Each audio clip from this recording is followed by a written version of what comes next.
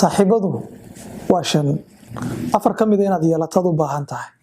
midna aad iska ilaaliso saaxiibka ugu horeeya waa saaxiibka sida hawada oo kala bimacnaa hawada hadi jeer waan u baahanahay saaxiibka waa saaxiib aad wada sheekaysataan isku fikirtaan mashaakisha isla wadaagtaan isku dareen cabirtaan waa saaxiib nolosha muhiim u ah saaxiibka labaad waa saaxiib sida biyo oo kala saaxiibkan laba mid ah saaxiibka koowaad oo kale mar walba isma maqashaan waxa dhici karaysa maalin iyo laba iyo saddex inaad isma maqal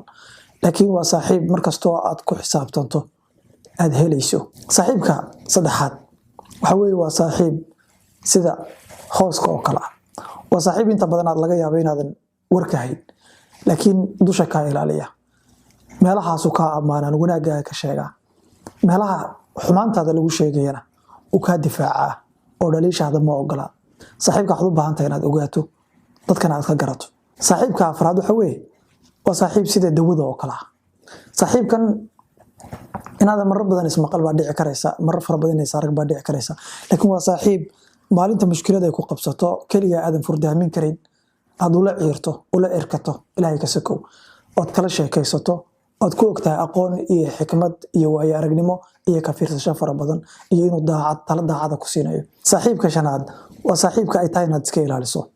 waa saaxiibka sumaysan waa midka marka uu ku soo socdana sheekadadeed ku soo sida marka uu kaasii socdana sheeka kaasii sida waa mid xasaasi ah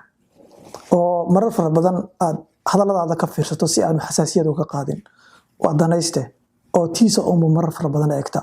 naqdi fara badan buu leeyahay la joogidiisa marar fara badan waxa u badan tahay inaad ku dareento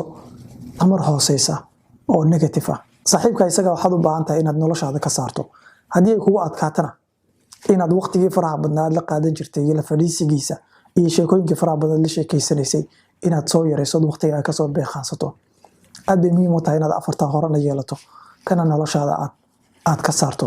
aad baan idin salaamaya aad baad mahadsantihiin